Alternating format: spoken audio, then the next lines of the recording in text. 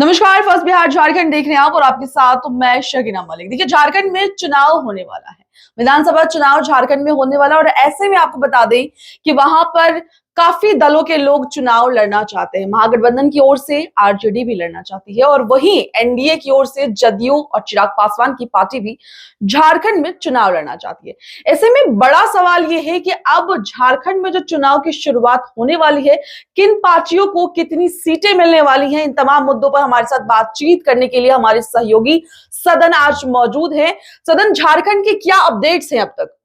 देखिए, झारखंड चुनाव का और जो महाराष्ट्र चुनाव का भी हो चुका है, लेकिन झारखंड चुनाव की अगर बात करें तो वहां पे सबसे बड़ी पार्टी जेएमएम है, झामू पार्टी। और हेमंत सोरेन की सरकार है अभी वहां पे। और वहां झारखंड चुनाव की अगर हम बात करें तो पहले बिहार और झारखंड एक ही हुआ करता था, और इसको लेकर आरजेडी की तरफ से भी ये कहा गया है कि हम लोगों की पकड़ झारखंड में काफी काफी है। तो महागठबंधन की वहां पे सरकार है, कांग्रेस और जेएमएम, और उसके बाद फिर आरजेडी पार्टी। आरजेडी का वहां पे एक विधायक है और जो अभी मंत्रिमंडल में भी है जी। और एनडीए के सरकार जो पिछले इसके पहले जो एनडीए की सरकार थी वहां पे जो रघुवर दास मुख्यमंत्री हुआ करते थे, तो उसमें सहयोगी नहीं थे जेडीयू। लेकिन अब जो है 2024 में झारखंड में चुनाव होना है, तो ऐसे में जेडीयू भी चुनाव एनडीए के साथ वहां पे मिलकर लड़ेगी।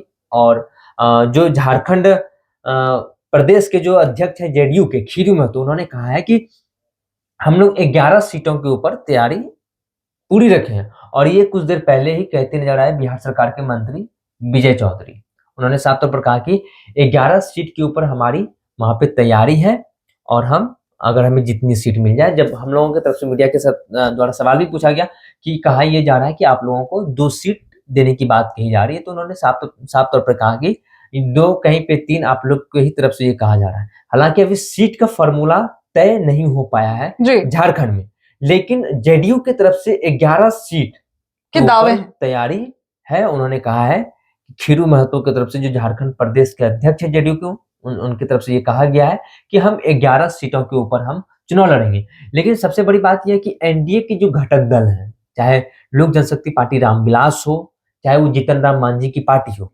जीतन राम मांझी एक छोटी पार्टी है, उन्होंने अपनी कार्यकारिणी की जो बैठक की थी वो रांची में बैठक की थी।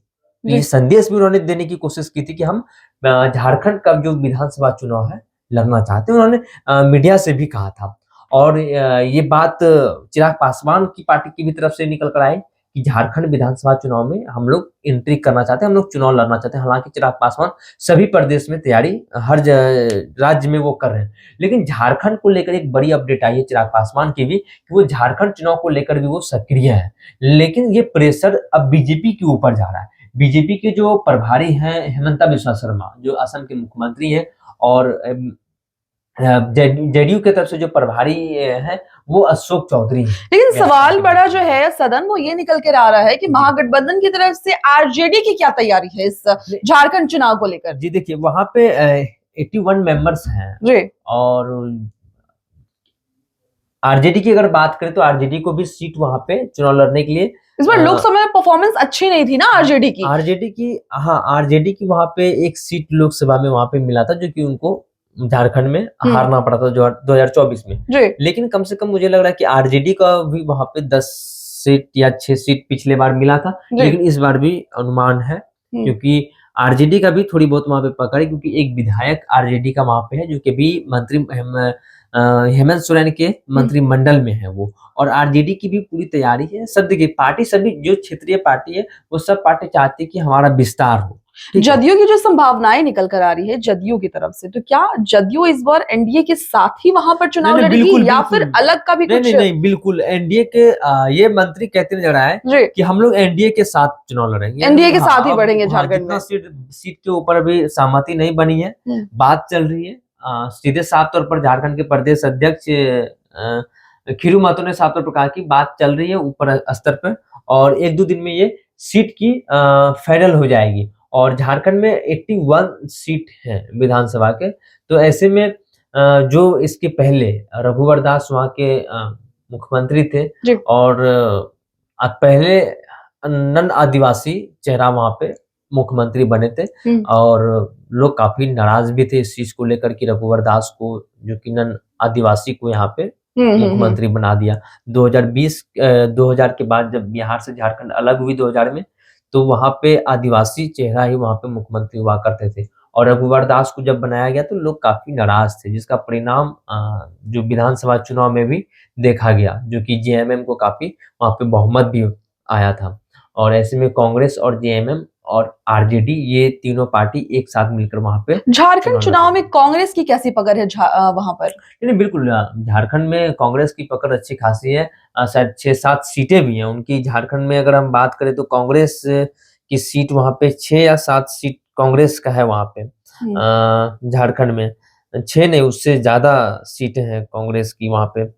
बात करते हैं, वोट प्रतिशत भी काफी अच्छी रही है। झारखंड मुक्ति मोर्चा का 30 सीट वहां पे रहा है पिछले बार विधानसभा चुनाव में। कांग्रेस की 16 सीट रही है, यानी काफी झारखंड में पकड़ काफी मजबूत रही है। कांग्रेस और राष्ट्रीय जनता दल 1 सीट रही है। वहीं भारतीय जनता पार्टी 25 सीट है। झारखंड विकास मोर्चा, देखिए वहां पर अगर एनडीए की बात कर ले और महागठबंधन की बात कर ले अगर झारखंड में, तो मुझे लगता है कि महागठबंधन की तरफ से वहां झारखंड में कांग्रेस पार्टी जो है उसका पकड़ है, आरजेडी की पकड़ कम है।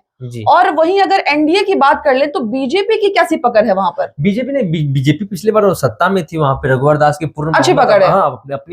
अपने बलबूते उन्होंने सरकार बीजेपी ने वहां पे बनाया था। हालांकि 47 सीट 30 सीट 16 सीट कांग्रेस ने लाया था पिछले विधानसभा चुनाव में और 25 सीट जेएमएम ने लाया था और 30 सीट जेएमएम ने लाया था और 16 सीट तो आपकी बीजेपी ने वहां पे लाई थी। बीजेपी की वहां पे पकड़ है और ये भी दावे किए जा रहे हैं, क्योंकि झारखंड में सबसे बड़ी बात पिछले विधानसभा चुनाव में ये हुई कि जो बीजेपी के ही ये सरयू राय, जो कि इस बार जेडीयू में उनका विलय हो चुका है, उनकी भी चुनाव लड़ने की पूरी चांस है। जमशेदपुर पूर्वी से वो चुनाव लड़ेंगे, गोविंदपुर इलाके से जमशेदपुर से वो चुनाव लड़ेंगे विधानसभा से। तो सरयू राय के आने से पार्टी काफी मजबूत हुई, क्योंकि वो बीजेपी के ही पेटेंट रहे हैं, बीजेपी में ही रहे हैं वो। और अभी झारखंड चुनाव का जब से अभी डेट आने वाला है झारखंड चुनाव को लेकर, यानी विधानसभा चुनाव को लेकर झारखंड में, और जिसको लेकर देखा जा रहा है कि अभी बहुत सारी स्कीमें भी लॉन्च हो रही है। जी बिल्कुल बिल्कुल। फिर वो महिला की बात कर ले, अभी उन लोगों को राशि देने की बात हुई थी, उन लोगों के अकाउंट में क्रेडिट भी किया गया जी। ऐसे में अभी सुप्रीम कोर्ट की तरफ से भी एक नोटिस जारी हुआ है सदन कि चुनाव से पहले तमाम दल एक्टिव नजर आते हैं, और सुप्रीम कोर्ट ने इस नोटिस को लेकर सरकार और साथ ही चुनाव आयोग को भी नोटिस भेजकर जवाब मांगा है कि ये जो राशि जो दी जाती है इसको कहीं ना कहीं घूस के तौर पर माना जा रहा है। जी, मैनिफेस्टो जो लोगों की तरफ से जो जारी किया जाता है, कहीं ना कहीं सुप्रीम कोर्ट इसके ऊपर आपत्ति जताई थी कि आपने जो लोक लुभान वादे करते हैं, कोई कहीं पे बिजली फ्री देने की, कोई टोल फ्री करा देता है, कोई राशि धनराशि किसान को इतने पैसे मिलेंगे, महिलाओं को ये चीज फ्री मिलेंगे, तो इस चीज को लेकर आपत्ति भी सुप्रीम कोर्ट ने जताई थी।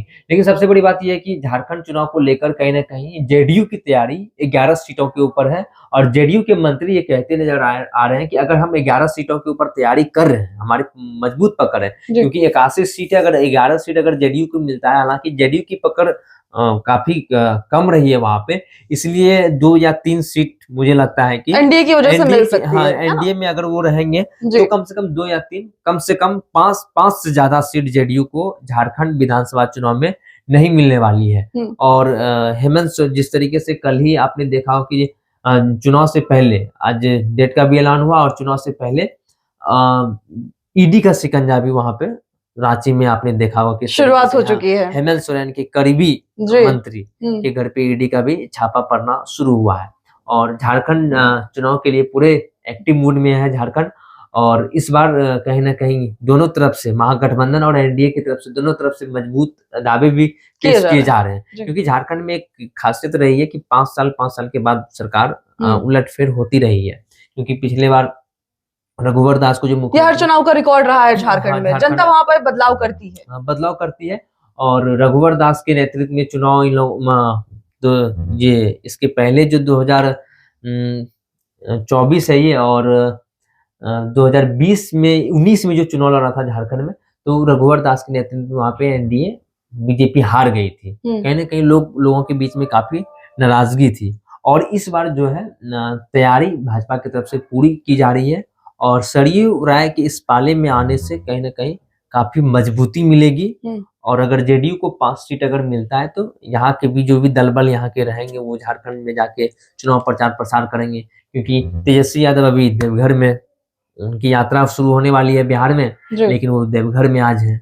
झारखंड चुनाव को लेकर कहीं ना कहीं सभी पार्टी की ओर से तैयारी की जा रही है और हर क्षेत्रीय रीजनल पार्टी जो होती है वो चाहती है कि हमारा विस्तार हो। और झारखंड, बिहार झारखंड तो पहले एक ही था, तो ऐसे में जेडीयू और आरजेडी दोनों चाहती है कि हमें, आरजेडी चाहती है कि हमें महागठबंधन में अधिक से अधिक सीटें मिले, जेडीयू भी चाहती है कि हमें एनडीए में अधिक से अधिक सीट मिले ताकि हमारा पार्टी और विस्तार और मजबूत हो सके। बहुत बहुत शुक्रिया सदन तमाम मुद्दों पर बात करने के लिए। देखिए, हम झारखंड में विधानसभा चुनाव होने वाला है, ऐसे में तमाम जो भी लोग वहां पर, आप एनडीए की बात कर ले, महागठबंधन की बात कर ले, चिराग पासवान की पार्टी की बात कर ले, तमाम लोग वहां पर चुनाव की फुल तैयारी में नजर आ रहे हैं। ऐसे जदयू की तरफ से भी बड़े दावे सामने आ चुके हैं। जदयू भी वहां पर 11 सीटों पर चुनाव लड़ने जा रही है।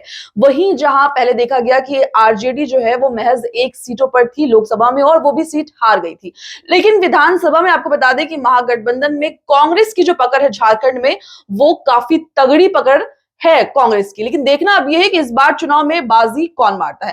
खैर, इस खबर में इतना ही। आपको क्या लगता है, आप अपनी राय हमें कमेंट बॉक्स में जरूर बताएं। तब तक के लिए दें मुझे इजाजत।